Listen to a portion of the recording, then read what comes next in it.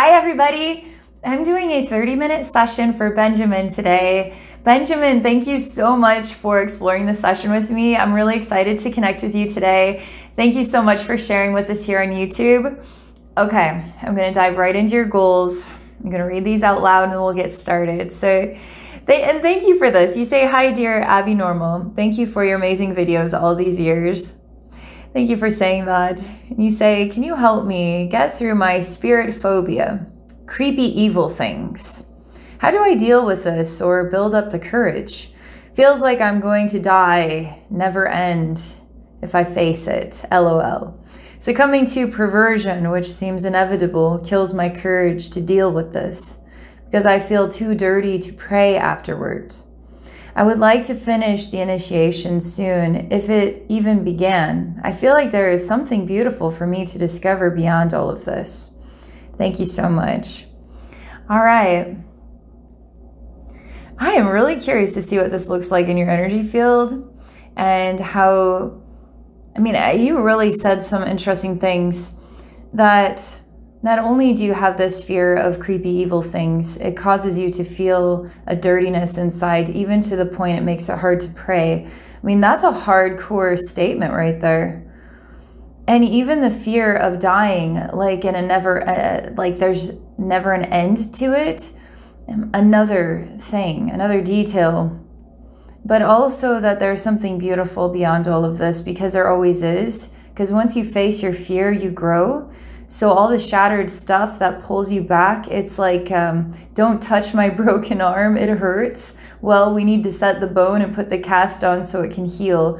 And once we do that, everything's going to be so much better, right? So once you get the capability to just face this, and we'll figure out what the right technique is for you and even help you to get the ball rolling here, okay? You're going to feel definitely so much better after this, okay? And it's just, you're gonna glow. You're gonna freaking glow. Now this, I would like to finish the initiation soon, if it even began. An initiation into maybe the next level of Earth, or initiation into the next level of yourself. I think anybody who can face fears of this kind is definitely reaching an initiation.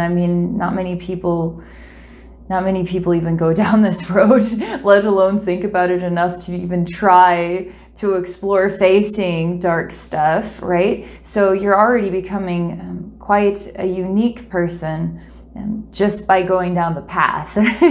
All right, I'm gonna get started now. Okay.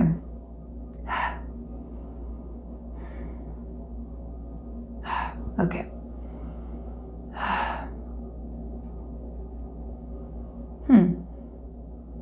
There's a lot of tension in my heart and in my third eye, and it doesn't necessarily feel like an anxiety. It's more like pressure. It's really tight.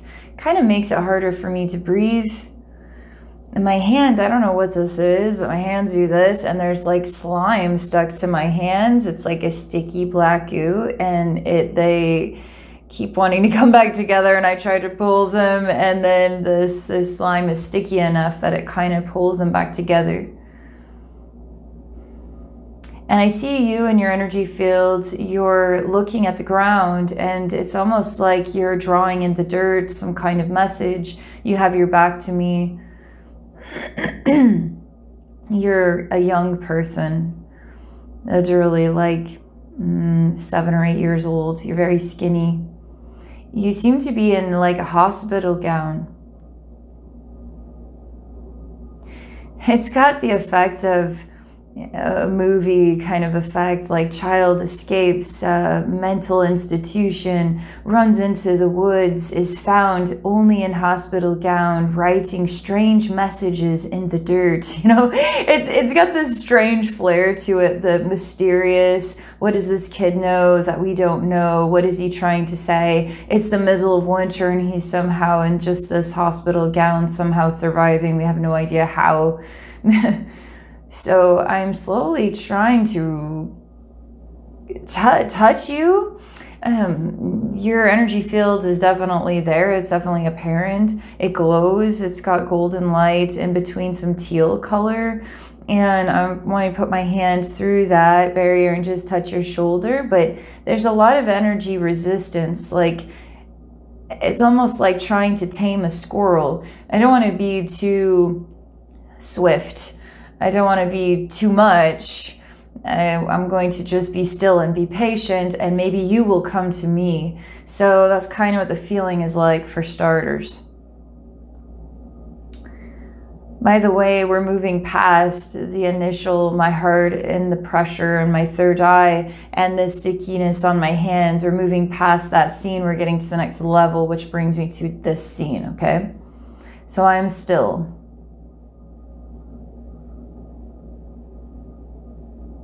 I understand now. There's this boy from behind. There is an innocence that is being emanated here, but if I use my sneaky senses, I can see that his face is really mutated and deformed and very demonic looking. Almost like he's trying to trap me.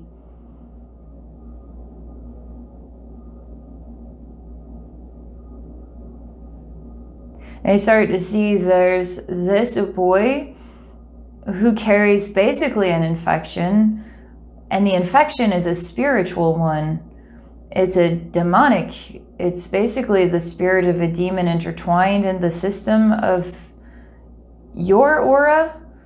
Is this boy you? Is this boy a messenger? Is this something you're picking up on? Maybe you're trying to translate at the conscious level. Maybe this is the world you're afraid of. I'm not sure fully yet.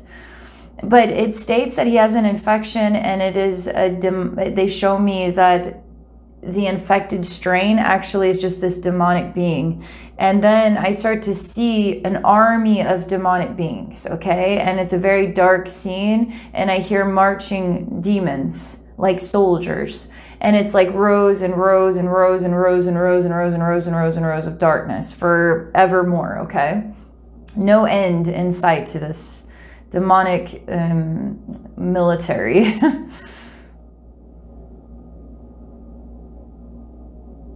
So I am you and you are me. So you are the one that is slowly getting closer to this boy.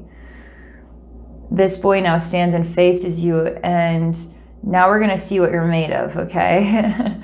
So now the boy is sort of like the leader of this mass of demonic soldiers. And I mean, they look like demons. They look like from hell, okay?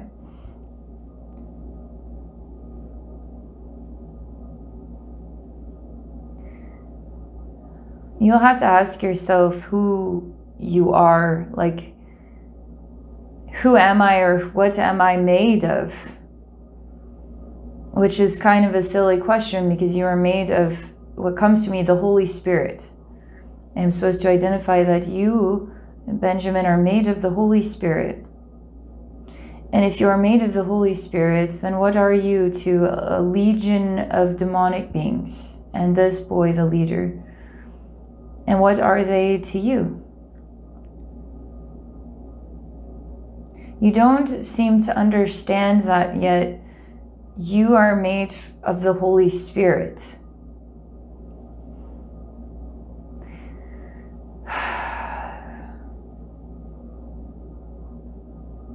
There's a lot of meaning to this.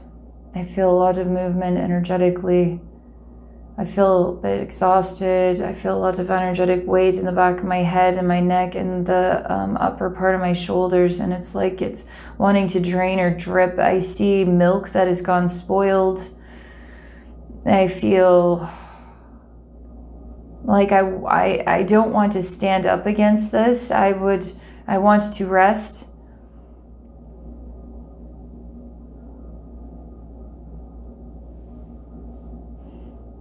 I will say that you are standing as your own persona, as you, Benjamin.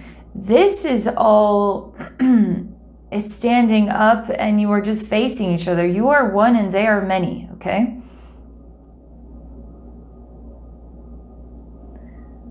It's interesting is it's trying to help you wrap your head around what you could say one human being can make a huge difference, right? In the spirit realm, one spirit of light can heal all of these demons. One loving, compassionate, Holy Spirit level soul can heal this whole mass of demons right then and there. It'd be pretty scary if you were a human standing up against all this. It would feel pretty hopeless.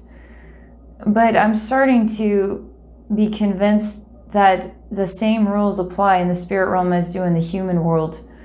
And then we would define that perhaps as a miracle. I don't know, but they insist that if you bring the same rules into the human world, it still applies. So one human up against mass quantities, let's say 1 million demonic soldiers, it's going to seem to me like you're definitely screwed on this one. But if you continue to represent the light, then whatever comes next is exactly as it was intended to be. I see how light impacts the dark in the spirit realm. I see how it transforms demonic spirits and lets them back to the light. You don't carry any of that brokenness. If you were to touch a demon, they aren't dirty. They're simply missing their home. But because they are broken, that brokenness makes the pain so profound. The thought of healing is the last thing they want to do, so they maintain their structure, their state of mind, or their purpose, or their devotion to the suffering, to the demonic presentation. But you have the power to coax them into, like slowly taming a squirrel, you have the power to coax them into a safe place with the Holy Spirit and help them find their way home again. And in the spirit realm and in the human world, you can do this.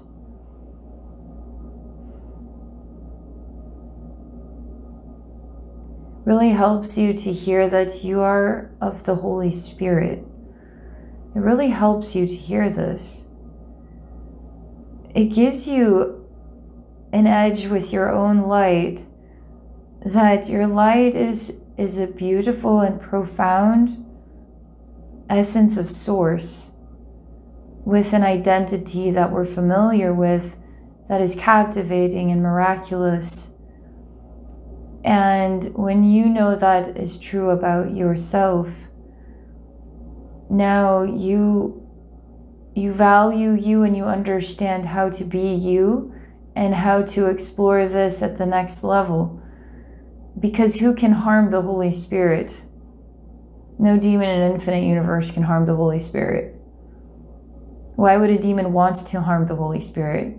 Because they're afraid of healing the wounds inside themselves. They're afraid of facing their own choices. And once they face their own choice, they have to face the guilt and the shame and the embarrassment, the ridicule and the judgment, the persecution of all that, which is they have to face themselves, judging themselves.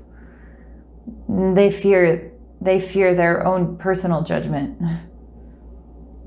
It sounds kind of ridiculous, but it is hard. It is very hard. And they need guidance.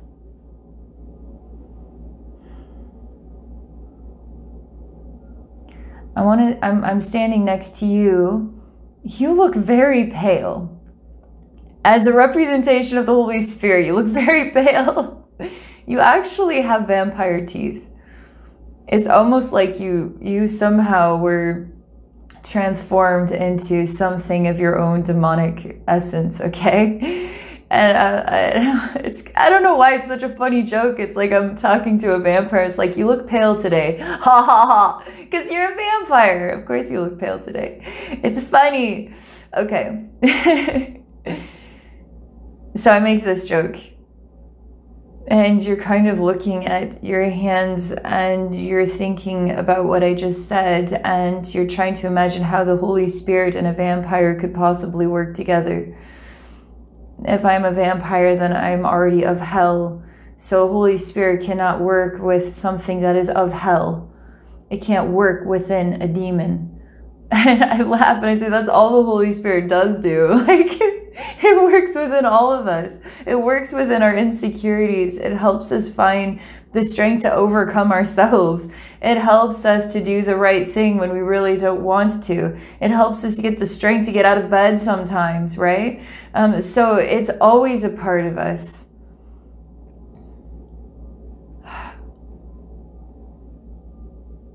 You cry a bit like you feel filthy. You feel contaminated. You feel dirty. As this vampire, you have lost your pure essence. You have lost your innocence.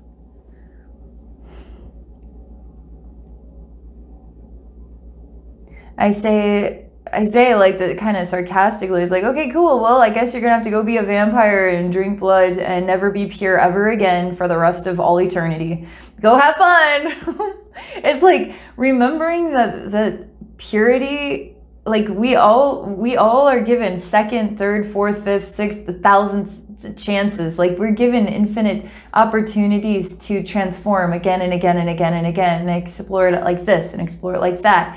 And you never lose your innocence unless you feel as though there is something unforgivable, that you have become a part of something unforgivable, that you have desecrated your own self, that you are a representation of a desecration, and it is unforgivable. Like it's kind of like that mentality right there. Why would you ever decide that? Why would you ever put yourself down to such a low grade? Like, why would you do it? What desecrated you other than you decided you were desecrated? You could be the next Jesus incarnate as a vampire.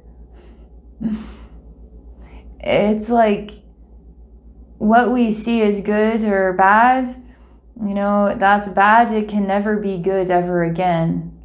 Like, how will it ever truly become innocent again? You're emanating this conversation. As we have all these like marching demons, they never reach us. It's almost like they're marching in place, or maybe time is kind of stalled out right there. And then this little boy with the demonic face is listening to everything that we're saying. And perhaps there is a part of your inner child that, you know, saw something, witnessed something that was horrific and absorbed it into himself and never really knew how to deal with it. We don't know all the ways that children, you know, have astral dreams and have visitors in the night and communicate with dark beings in such an innocent and pure way that these beings they become their friends, right? And it guides them, create fears in them. I mean, anything can happen here. But children are so innocent and so of the light. They're attractive.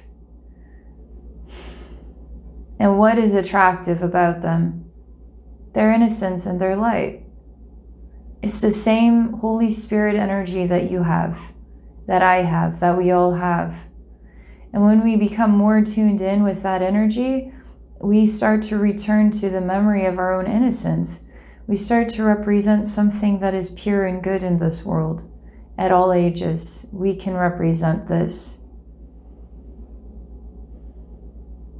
And I'm telling you, every demon wants to return home. Deep in the depths of every single demon is a longing to heal and return home.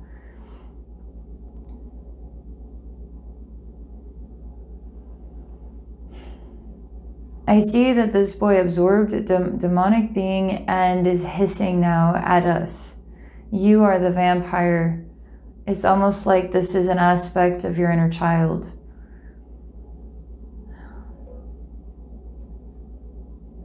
He literally has fangs as well. And he is hissing like a cat, like he is hissing at us. because you are remembering, you are allowing yourself to feel that love. And that is helping this inner child part feel that love too. I feel that this inner child of yours had a harmonious intention and maybe got suddenly afraid. And that's how the demon went into this inner child part.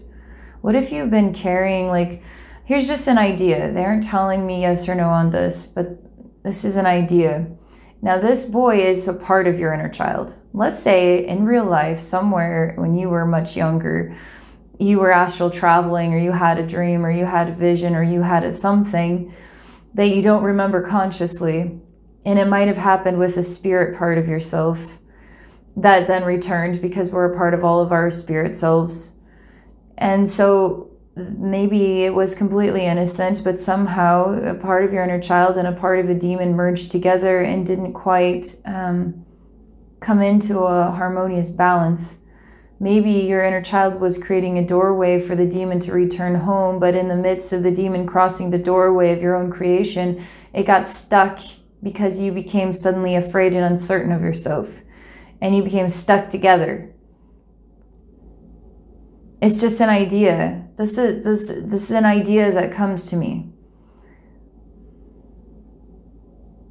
Because I keep seeing that this inner child is a part of you, and I keep wondering, well, how in the world did that happen? How did that inner child absorb a demon into it and it became infected? And now as you grow up, you have this, you carry the same echoing fear that you're still stuck as the doorway of helping this demon through to the other side of heaven, and it became stuck within you. So it makes sense why all these other things that you're saying, that you sense and feel about it, makes sense.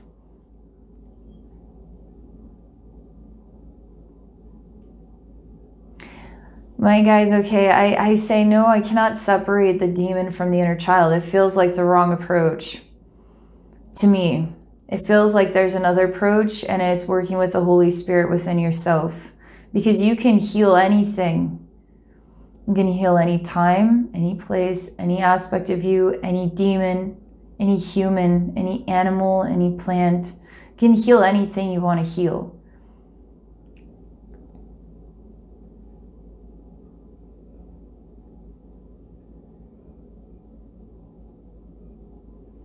This is good.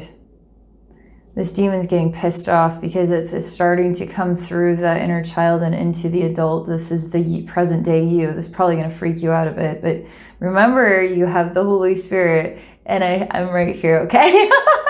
We're going to be just fine, okay? So this demon's getting pissed because there's a bit of an ego involved in it, and it doesn't like my assessment of what happened. It feels offended by it. It's like very offended by my assessment, which means it's starting to roar out of you, the older vampire. And what's interesting, it's leaving the inner child somewhat, because it's starting to fill the present day you, and it's starting to speak through you, and it's freaking sick and disgusting.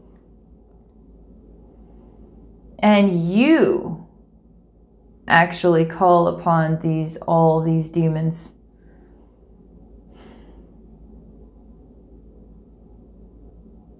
And you sound just like a demon as you speak. And your eyes become black, as though you have no eyeballs in there. Everything just turns black. And the more this demon comes into the present day you and leaves the inner child, it like had a tail wrapped around the inner child, like it was going to choke it, okay? And it had a sharp poisonous point. And the inner child's finally starting to breathe. It's not so pale looking. And now you are demonically possessed and calling upon this horrifying army, okay? And this is a legion of demons. So interesting, because there's no coincidence about things, because I've been running across this legion of demons, which is an actual demon that Jesus had come across. And I mean, This stuff is still a part of today. Wow, how interesting. Like, you seem to know about it as well, because I'm seeing it here in your own energy field.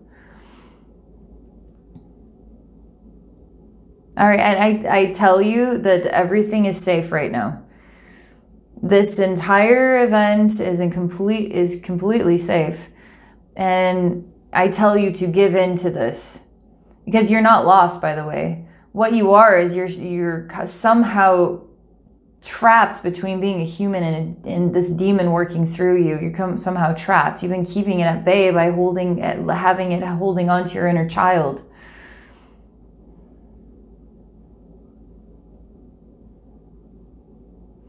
Okay, keep relaxing, keep relaxing. It's safe. This demon's like gonna kill you. It's gonna rip you apart, which is hilarious, because if that happens, then what good is that? If you need a human being to work in this world, then what good is that? Destroy your own freaking form. He's just pissed. He's really he's got a lot of ego, basically. He doesn't like being controlled, and he doesn't like being told what to do, and he doesn't like being imprisoned, and he doesn't like being held at bay, and he doesn't like that you had stored him inside a part of your inner child, and that I had the nerve to come up with such a pathetic idea that he would ever want to go back to source through the doorway an inner child would create. This is absolutely ludicrous, blah, blah, blah. I say I'm standing by the story. Because I think deep down inside, you really did want that doorway. And you just can't give in to it, because that shows weakness to all your demon friends here. Because as soon as you admit that you want that doorway, then what does that mean for all of them? And what a laughing stock you're going to be. And what does it matter? You're the one that could do the one thing that everybody silently wants to do. Doesn't have the courage. It's not you, Benjamin, that doesn't have the courage. It's this demonic being that you seem to have somewhere in there that doesn't have the courage. It's not you.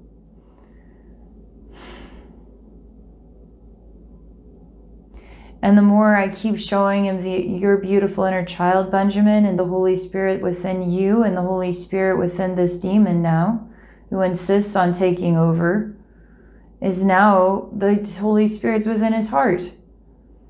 And I keep saying this over and over again. The one thing you want more than anything else is to go home, is to go back to source, is to just simply let this all go. And if that means you leave your demon family, you're actually guiding them. You're actually showing them the way home. And so you, demon leader, have the power to heal so many. And Benjamin was worthy of guiding you home. And you have the Holy Spirit beating within your own heart. And Benjamin was kind enough to allow you to have access to that. And for that, you can be grateful. This is really creating a lot of response, but he can't get out of this.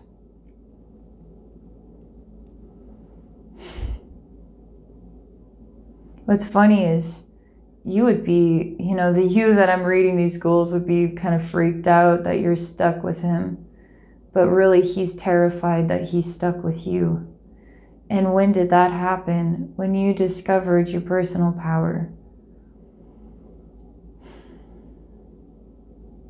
So now what are you going to do, Benjamin? Because you are in control. You are in control, as you have been in control since you were little. And you know exactly what you're doing. Even if you don't consciously know, your soul knows, your higher self knows, and the Holy Spirit within you knows. And you, Benjamin, have the power to heal this whole thing right now. What do you say?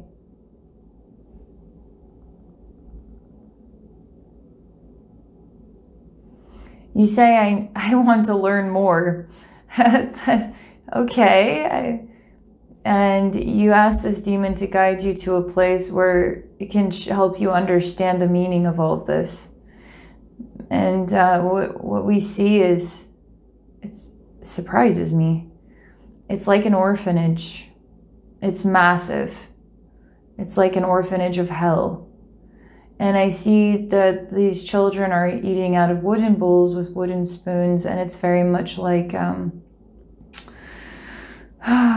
Charles Dickens' story. Why can't Oliver Twist? And they're waiting for their soup. But the soup never comes. And they wait patiently, and they wait patiently, and they wait patiently, and the soup never comes. And I start to get the smell of stench, like bodies are decaying and rotting. And there's flies that start to appear here. And as hungry and starving as all of these are, they're being eaten by flies. And you, Benjamin, are sitting down. I mean, not necessarily, there's this like larger bench area where the adults would be, and these are like the children demons. And so I see this one demon who's sort of the leader of them, sitting there feeling despair in a way because he has no food to feed his demonic children. And we're talking thousands and thousands and thousands. And you're sitting down next to him and you're saying this, I'm trying to understand. And he screams and says, didn't you think that we would be hungry too? Didn't you think that we would need food? Do you think that this is what we are worthy and deserving of? Starving to death and being consumed by flies?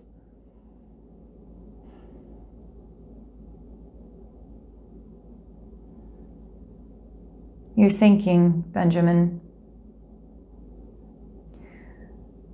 And what you do is you open this entire space. You actually make some really unusual sounds. They're kind of tonal and they're a bit odd. Because there's some high-pitched quips, and they're like this. Suddenly these octaves are hit, and then these lower tones, and then mid-range octaves hit, and then the ceiling opens up. And I see that all of this is incubated inside of a divine feminine womb. It's a massive womb with all these starving demonic children eaten by flies, and this thing, everything is inside of this large womb. And there will be pain involved. And I see an angel that has a knife that must sever this mother's womb. And all of the children start to leave with the flies. And I see the demon smile, and he says, thank you very much. And I say, no, nothing to worry about. You didn't call upon any horrifying event. Everything is divine. Everything happens perfectly as it is called to happen. And there are no accidents ever. There are no mistakes. You start to feel as though your sacral chakra is full of flies and gross demonic children. And you start to feel as though you're a part of this divine feminine womb, and it is rotting flesh within yourself. And you can't ever be free of it. And I say, that's not you. That's the demon's sensation. And my guides say the demon refuses to feel the truth of his own reality. And so out of compassion for the demon, you choose to carry the burden of feeling it. And I say, then what is Benjamin to do with that? They say they want me to go back to the original scene when you asked for more information. And I see that you look like a carcass eaten by flies. And the demon feels quite strong and resurrected. And that, you know, blah, blah, blah, you're pathetic, you're pitiful, blah, blah, blah. None of that's true.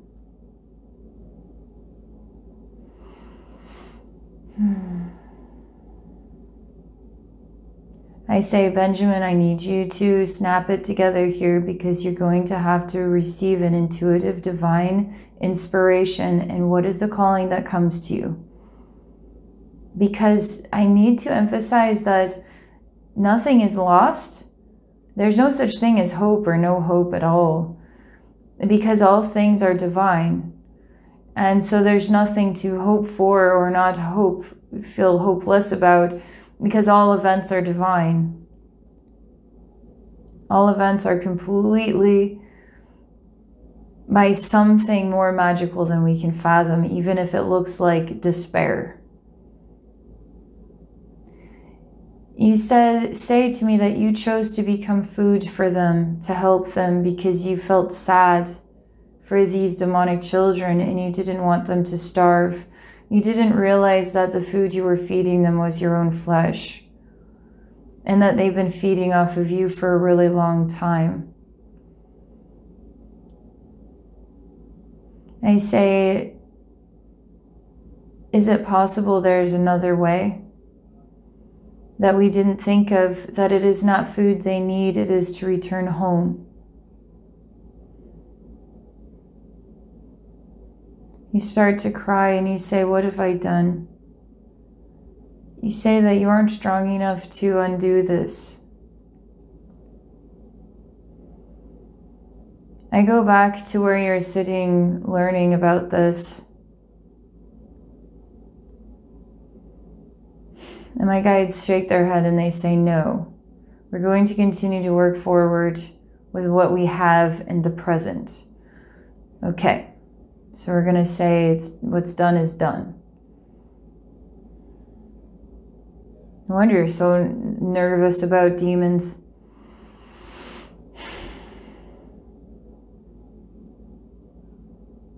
Because you hold a responsibility to this. That's why you can't let this go. That's why you can't move on, because you hold a responsibility to this. And I say, what if you're the only thing that is holding this thing together? Maybe you need to set yourself free. I say, why don't you ask the Holy Spirit then for help? You're full of the Holy Spirit, but we're going to create the idea that the Holy Spirit is a person here to help you as well. You have no hope, you have no vision, you have no clue how this will ever stop. And you still taste flies in your mouth. And you're shaking and crying and saying, when will this ever end?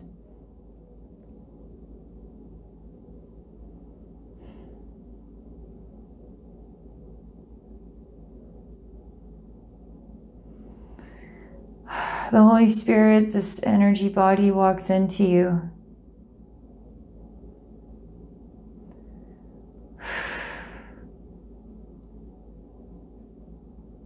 And just holds you for a really long time. And you're crying for every one of those souls. And in a way, you would do this again and again and again if it would give them some sort of relief. That's how compassionate you are. But you also can't bear to continue to endure this any longer. But in a way, you don't want them to endure it either. You want them to not be in pain, but you don't want to be in pain either. And you're asking for a solution.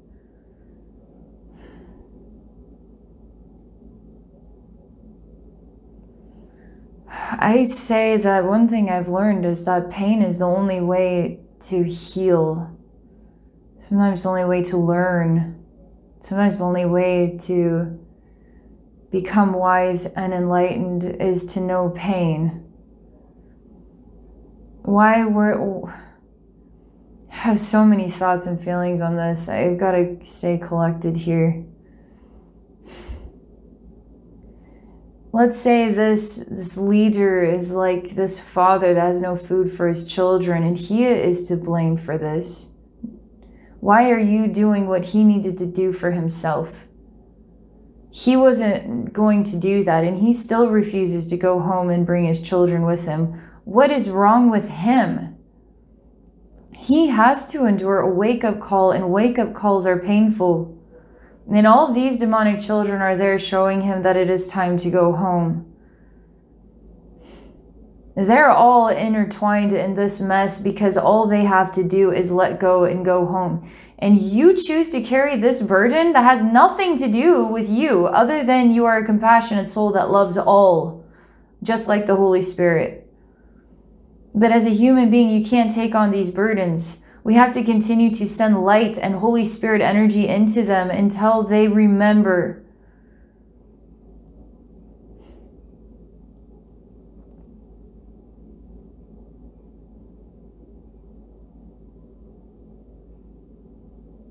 You're insisting that you're never going to get out of this, and that's wrong.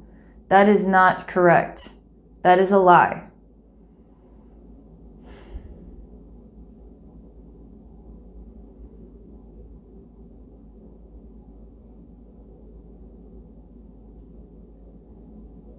So what I'm going to have to do is I'm going to have to create a time room here. And I'm going to have to separate this version of yourself from yourself. And this inner child is sort of like just turning into kind of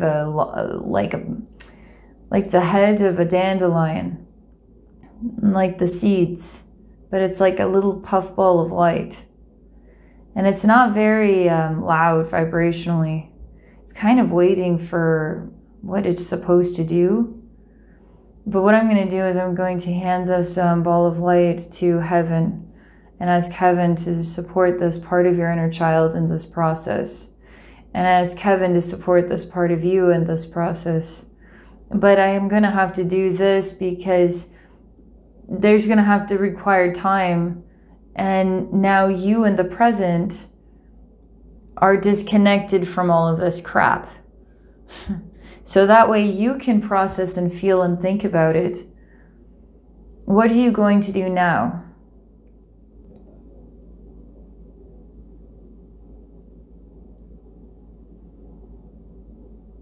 Something clicks and you say, I'm going to save myself. And by saving myself, I save all others. And you go back into that time room immediately and you stand up for yourself. And you take yourself out of there and you leave the rest of this up to God, is basically what you do. And you say, I need to heal, I need to process, I need to reflect, I need to digest, I need to think about this. But I'm starting to understand. And you give what is like a twin self, a soul brother, you give this brother part of your own light. And he starts to throw up a lot of a very long time of filth and disgustingness. And he needs a very long time of rehabilitation. But he's not anywhere near any of that stuff anymore. And it's all closed off in a time room full of infinite light and the Holy Spirit, with God's support to work through this. Has nothing to do with you or your inner child or anything. You learned what you needed to learn, okay? So today, you needed this session, there's no doubt about it. I can't blame you for what your fears or insecurities are with this topic. It is, everybody has their own unique thing going on inside when it comes to this. This was not what I expected to walk into. I want to really emphasize that you are on the outside of all of that, is on the inside with the Holy Spirit and God, okay? This is time for you to reflect. And you seem to be intuitively knowing more than you can put an explanation to, know what it all means to you, because what you're feeling is really reflective of what you've been going through. And this has impacted your inner child. This has impacted your present day self. And you also have yet another present day self that is strongly grounded and aware and understanding and is there to rehabilitate the both of you. And you could call that your higher self. But it is a strong representation of you, Benjamin, okay? Anything else here?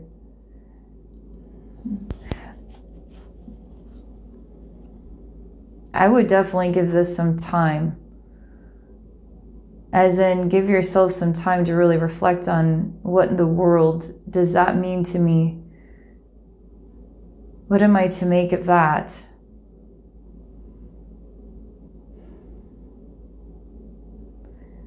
And allow yourself to integrate into this strong reflection of who you are, very strongly grounded, like an Archangel Michael figure, Holy Spirit level presentation, completely compassionate like Mother Mary. That is your real true self. And you do love and care about all these lost souls. You absolutely love and care about all these lost souls to the point that you would give up your own spirit to help them. And that's how you got lost as a human being. That stuff happens because we can't really make sense of this stuff at the mind's level, okay? You're going to wake up into a much stronger knowing and presence with yourself. And I would say that this is definitely more like an awakening to who you truly are and how you're here to help. And I could see you moving on from here to really actually develop some strong skills, some grounded skills in helping your fellow soulmates, even as demonic beings return home. Because that's really a part of this emphasis in the message, is the doorway of light to help them come home. Is the food that they need more than anything is unconditional love. Not your soul, unconditional love. I am blown away by this.